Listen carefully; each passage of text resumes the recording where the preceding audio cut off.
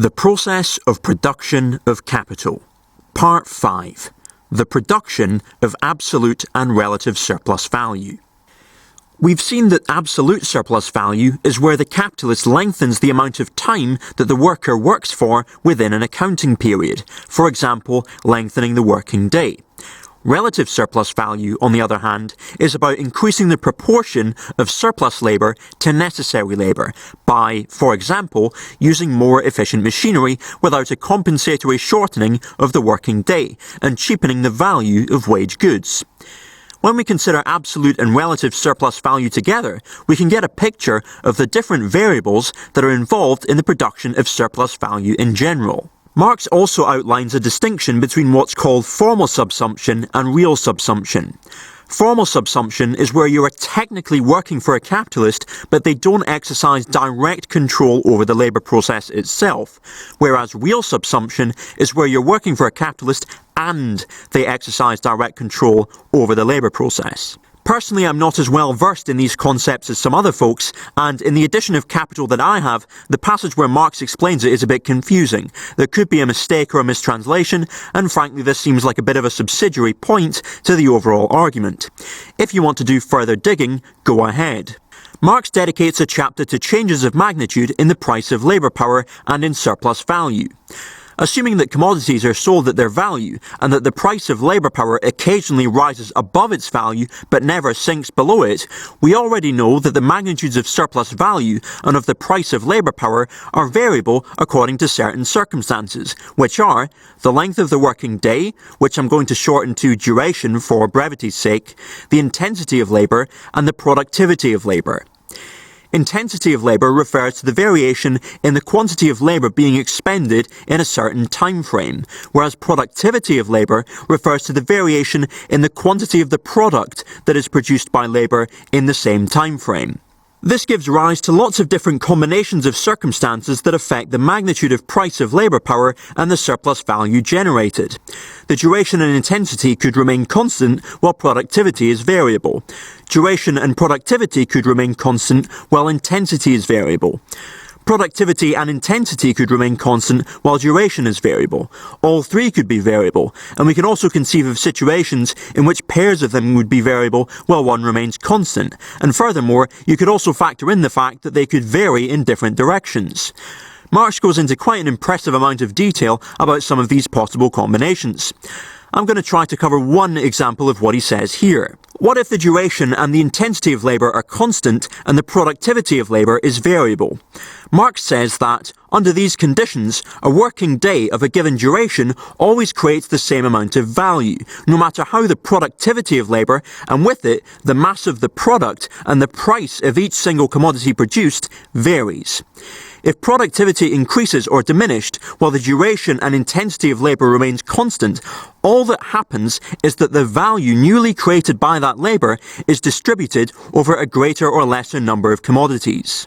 Suppose that we have a working day of 5 hours and £410 is laid out on means of production, £90 on labour power, and in keeping with the example as it was previously, we have £90 of surplus value.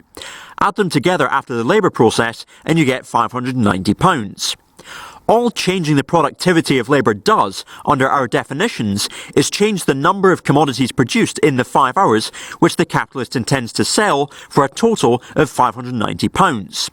So suppose that the workers in this example have produced 295 commodities, meaning the capitalist sells each individual commodity at £2 each in order to get the £590. Let's say we double the productivity of labour, meaning that the labour time necessary for the production of a single article is halved. That means that the capitalist sells 590 commodities at £1 each. The value newly created in the labour process is £180. We get that by adding together the £90 advanced on labour power and the £90 of surplus value. If the productivity of labour is doubled, but the overall duration and intensity of labour remain constant in our example, then the labour time necessary to reproduce the worker, assuming that the commodities produced are wage goods, falls to a half of what it was previously. This means that factoring in the change in productivity, the value of labour power will fall to £45, and the proportion of surplus value will consequently increase to £135, given that the newly created value is £180 in total. Marx therefore writes that the value of labour power and surplus value vary in opposite directions, and that an increase in the productivity of labour causes a fall in the value of labour power and a consequent rise in surplus value, while, on the other hand, a decrease in the productivity of labour causes a rise in the value of labour power and a fall in surplus value. In our example, we have the value of the labour power, which takes us from £90 to £45, and we account for that by adding £45 to the previous £90 of surplus value to give us £135. So just because you're having the value of the labour power in this instance, it doesn't mean that you double the surplus value. Marx therefore writes, the proportional increase or diminution of surplus value resulting from a given change in the productivity of labour depends on the original magnitude of that portion of the working day which is embodied in surplus value. The smaller that portion, the greater the proportional change. The greater that portion, the smaller the proportional change. Keeping the implications of this example going, remember that before the capitalist was intending to sell 295 commodities at £2 each. Factoring in the increase in productivity, the capitalist then intends to sell 590 commodities at £1 each. The price of labour power is £90 in the first instance and £45 in the second. The worker can therefore afford to buy 45 of the 295 commodities in the first instance and 45 of the 590 commodities in the second instance. That means that, under these circumstances, as the productivity of labour increases, the worker's share of the wealth produced actually falls, and that's owing to the increase in surplus value. Marx writes, it is possible, given increasing productivity of labour, for the price of labour power to fall constantly, and for this fall to be accompanied by a constant growth in the worker's means of subsistence. But in relative terms, i.e. in comparison with surplus value, the value of labour power would keep falling, and thus the abyss between the life situation of the worker and that of the capitalist would keep widening. And this is relevant today because for the past few decades, productivity of labour has been continually increasing while wages have stagnated. Think about Fox News saying, but look, poor people have fridges and microwaves. They've even got sticks and bits of old fan. I haven't got sticks and bits of old fan. Think about the likes of Steven Pinker, who touts himself as non-ideological. Pinker defends the capitalist system on the grounds that, hey, everyone's better off, right? We all have a better standard of living, but this misses the point that Marx is making. While the capitalist system can indeed produce greater and greater absolute magnitudes of wealth, the worker's relative share of that wealth can get smaller and smaller. Given that the workers constitute the majority, it must take some degree of ignorance of A, the working class's history and situation, and B, the simple arithmetic of how fractions work to make the argument that the rising tide lifts all boats. Marx's work is treated as a relic because there is a simple mathematical truth to what he's saying which exposes wealth and power to the sunlight. Marx goes through some other examples of the combinations of variables that are possible, but examining each of these cases in detail is outside the scope of this video, as is the chapter dedicated to different formulae for the rate of surplus value which contrast with Marx's own. Part 6. Wages. Marx makes a point that under capitalism, all labour appears as paid labour, and that the money relation conceals the uncompensated labour of the wage labourer. Capitalism is not just the command over labour, but the command over unpaid labour. Marx says, all the notions of justice held by both the worker and the capitalist, all the mystifications of the capitalist mode of production, all capitalism's illusions about freedom, all the apologetic tricks of vulgar economics have as their basis the form of appearance discussed above, which makes the actual relation invisible and indeed presents to the eye the precise opposite of that relation. In the chapter on time wages, Marx makes clear the distinction between nominal wages and real wages. Nominal wages would be the sum of money paid to the worker for their hourly, daily or weekly, etc. labour. Real wages, on the other hand, would be the worker's purchasing power. In other words, what the worker can actually buy with their wages. A very important thing to reflect on is that Marx disagreed with the iron law of wages, which he articulates in his critique of Proudhon.